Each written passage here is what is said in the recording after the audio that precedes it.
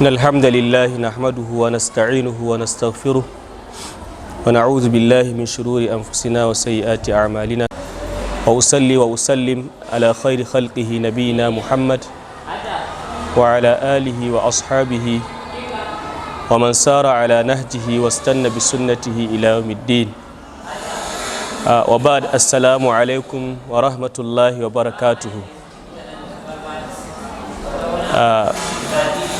Muna gode wa Allah maɗaukakin sarki mai kowa mai komai wanda cikin ikonsa da yardansa ya haɗa mu a wannan wuri domin gabatar da walima na wannan aure.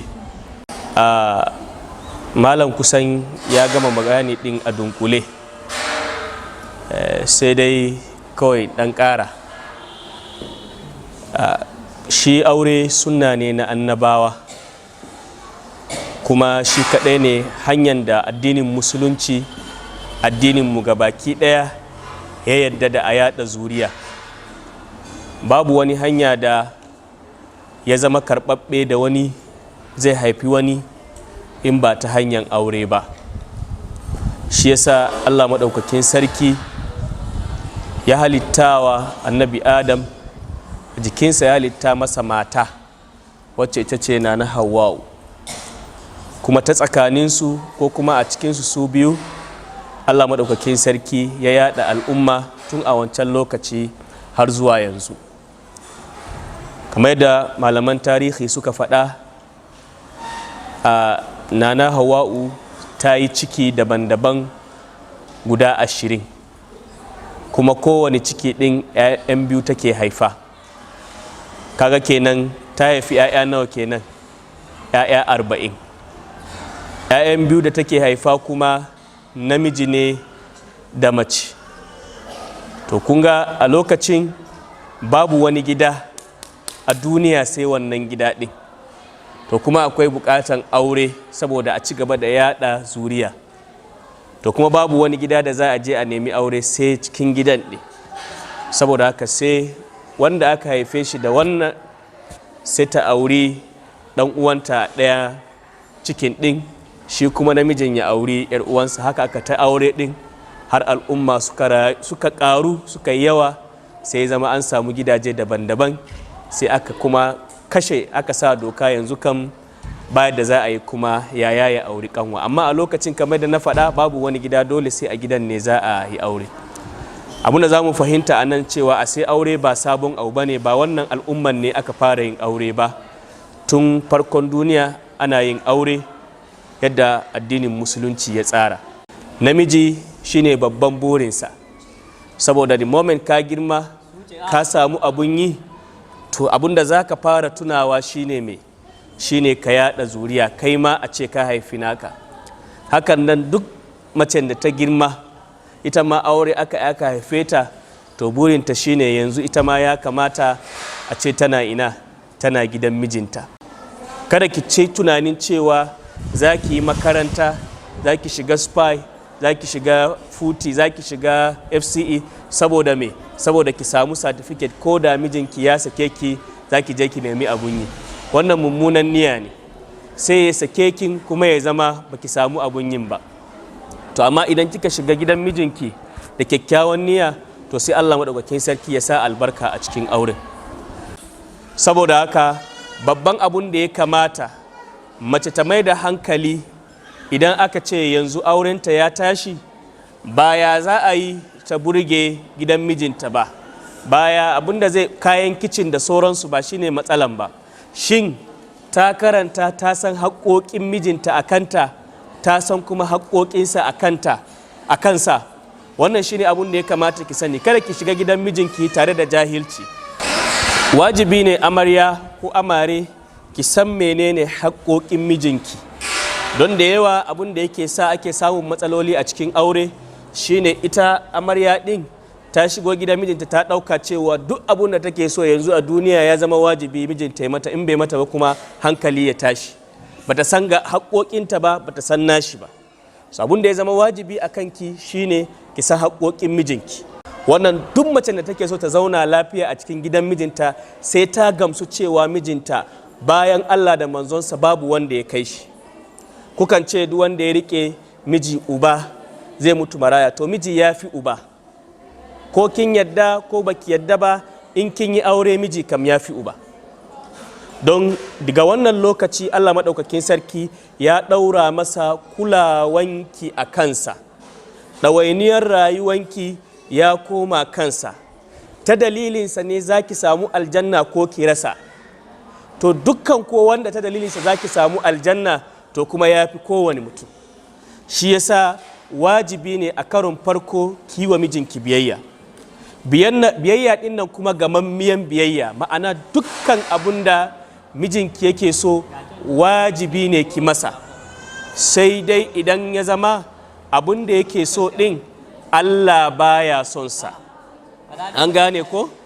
Ma'ana abun nufi shine in dai ba sabon Allah mijinki ya ce ki ba, ma'ana ya ce ki sha giya ko karki sallah ko karki kaza, to wannan shi kuma ya wuce limit nashi, saboda akwai ka'ida amma na cewa mai la ta'ata li makhluqin fi ma'siyatil khaliqi, ba a yi wa abun halitta biyayya a cikin saba mahalicci. Amma duk wani abun da yake so ki masa to wannan wajibi ne ki masa, sai dai idan kina da uzuri to sai ki gabatar da uzurin, amma kuma ba ki masa karan tsaye ba. Wannan na farko kenan, biyayya wajibi ne. Biyayyan nan kuma za ki masa ne a cikin abun da ya daɗaɗa miki rai da abun da bai daɗaɗa miki ba. Daman shi yasa muka ce ibada ɗin kenan, dole a ɓangaren jin daɗi akwai ɓangaren da ainihin ba za ki ji daɗinsa ba, to sai ki daure ki yi masa. Kada ki fita anguwa sai da saninsa za ki fita anguwa. Can da ta fita gidan mijinta ba tare da ainihin, to kuma mala'iku za su tsine mata. Alhamdulillah muna lokaci na waya, you can text him, you can call him, za ki iya kiransa ki ce miji mahaifina ya samu matsala ko ni na samu matsala ina so na fita, wannan babu laifi. Sannan kuma abu na gaba shine dole ki miƙa masa kanki a lokacin da yake bukata. Abun da ya shafi zamantakewa na saduwa da iyali gaba ɗaya a hannun namiji yake. Allah maɗaukakin sarki da manzonsa bai ware sai lokaci kaza mijinki zai sadu da ke ba. Da yawa mata idan sun raina mazajensu wayo har time table suke yi wa mazajensu, sai bayan wata ɗaya, sai bayan sati biyu. Wannan kuma sai encouraging maza da yawa suke neman mata a waje. Kin ce kina kishi, kada ya nemi wata a waje, wani ya nema da aure, wani da akasin haka, saboda me ke kin hana masa kanki. Shi yasa manzon Allah sallallahu alaihi wasallam yake cewa kada duk macen da mijinta ya kira ta zuwa ga shimfiɗansa bata zo masa ba, to mala'iku za su tsine mata har ta wayi gari tana cikin tsinuwansu. Shi yasa annabi ya ce ko da kina girki ne mijinki ya dawo, to saboda haka ki bar wannan girkin, ko da kuwa zai kone ne ki zo ki biya masa bukatansa. Da wannan ne ma ya zama wajibi ko azumi zaki, kun ga azumi ibada ne da yake da falala, yake da daraja musamman ko na musamman na nafila. Idan zaki azumin nafila mijinki na gari ki sanar da shi, saboda me idan yana bukatar ki da rana ba magana yin azumi, yanzu anan kenan bukatansa ya fi wannan azumi da zaki. Wannan wajibi ne amarya ta sani, kowa kuma masu auren masu ƙara sani, waɗanda ba su da aure suke niyan su sani wannan haƙoƙi ne namiji akan matansa. Sannan ki girmama iyayensa. Da yawa za ka samu a mace idan an auro ta ba ta da abokin gaba ko abokiyan gaba sai uwar mijinta. A times iyayen miji ɗin suna da matsala an sani, to amma kuma saboda kiman ɗansu da yake kula da ke, sai ki girmama su, ki haƙuri da sharrin su, Allah zai kare ki da su in ma suna da matsala kenan. To kuma ke ne zaki ki gyara zamantakewan su. Hakan nan ki so ƴan uwansa, ki so ƙannensa, ki so ainihin yayyunsa, ki so danginsa, to sai ki samu zaman lafiya a cikin gidan. Amma idan kika ce zaki faɗa da su kuma sai a samu matsala. Sannan amarya ta yi ƙoƙari ta zama cikin masu tsafta. Namiji baya son kazaman mace, ko da shi kazami ne. Ina fatan mun fahimta. Ko namiji baya tsafta, zaka samu kuma yana son matansa mai ta zama mai tsafta sosai. Saboda haka kiman mace shine, musamman a gidan mijinta, shine ta zama tana da tsafta, tana kula da jikinta. Duk wani abun da zaki yi ki inganta kanki, ki cire idon mijinki akan wasu mata na daban, to ki yi kokari ki yi, matukar abun ba haramun bane, ba dilke ba, ma menene zaki ki, saboda me, saboda ki inganta kanki domin mijinki. Wannan miji yana so mace ta taba ado, ta sa jan baki, ta fenta nan, ta goga nan, wani kuma in ya gani ma amai zai yi, ba haka bane ba? Sai kai karki, shi yana so ya ga fiskan ki gaya tuhu hakan nan, sai ki bar sa gayan ɗin. Me yake so, me burin ki shine ki faranta masa rai. Ina fatan mun fahimta. Amma karki zauna ki ce wai ke kin je kin karanta kaza kaza, dole sai kin mai da shi haka, ba zai yi ba. Saboda haka ki gane lokacin da yake fushi, ki gane lokacin da yake cikin fara'a, ki san ko me zaki gaya masa a tsakankanin waɗannan lokuta ɗin. Sannan ke ma ki san haƙoƙinki a kansa.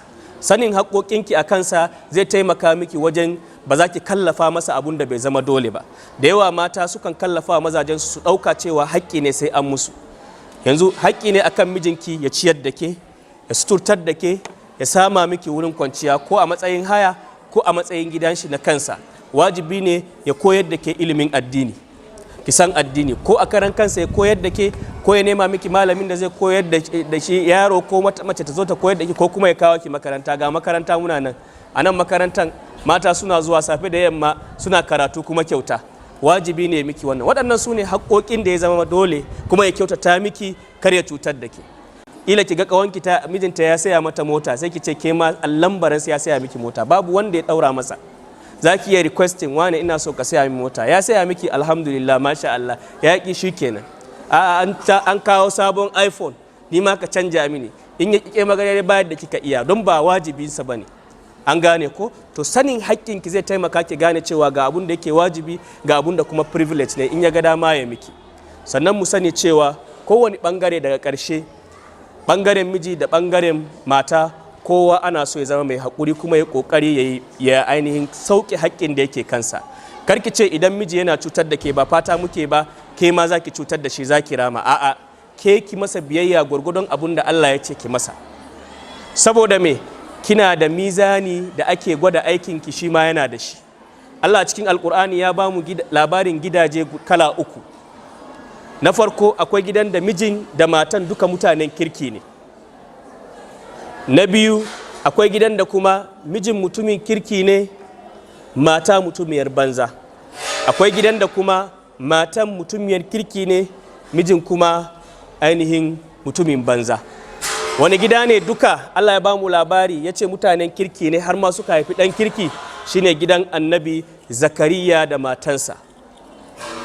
Dukansu mutanen kirki ne, sai Allah ya ba su Yahya, ya zama mutumin kirki. Allah ya ce dukansu su ukun nan sai suka zama suna rige-rige wajen aikata aiki na alkhairi. Kaga bukata ya biya kenan. An gane ko? To akan rashin sa'a kuma sai Allah ya ba mu labarin gidan annabi Lot da annabi Nuhu. Su kuma dukansu bayin Allah ne nagari, manzannin Allah ne ma. To amma kuma matayensu mutanen banza ne. Allah ya ce sun kasance a ƙarƙashin bayina nagari, amma fa khanatahuma falam yughniya anhuma min Allah shay'a wa qila dkhulan nara ma'a dakhilin. Suka ha'inci mazajen sunan, sai Allah madaukakin sarki ya ce da su shiga wuta tare da masu shiga. Kun ga kenan laifin su bai shafi mazajen su ba.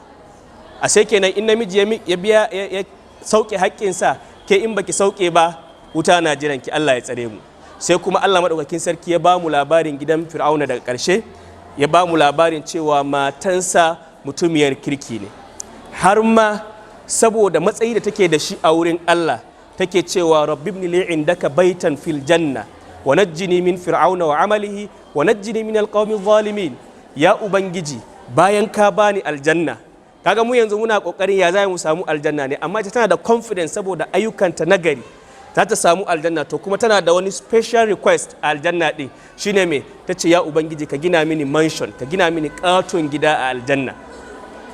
An gane ko? Ka gina mini katon gida a aljanna. Shine malamai suka ce saboda ta tashi a babban gida na sarauta, amma bata ji daɗin gidan ba saboda babu imani a gidan ɗin. So kun ga aljanna kuma za ta yadda take so, sai ta roƙi Allah. Kaga ita mutumiyar kirki ne, Fir'auna fa mutumin banza. To saboda haka a sai kowa yana da littafin da ake gwada aikinsa, kowa kuma Allah zai masa hisabi.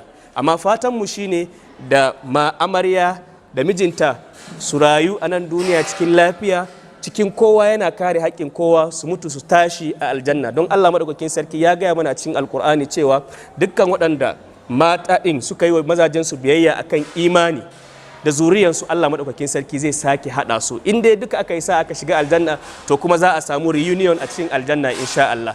Daga ƙarshe kuma ƙawaye, yanzu ki sani cewa kin fita sahunsu.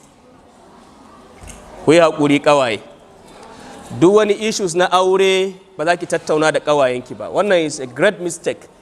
Mace da ta yi aure, ki je kina neman shawaran aure ko zamantakewa na aure a wurin wanda ba taɓa aure ba, to me za ta gaya miki? Masu dai Allah ya sa je biyu koya? Je hudu dai, ƙara uku. To ni ban fada ba, malam ne ya fada.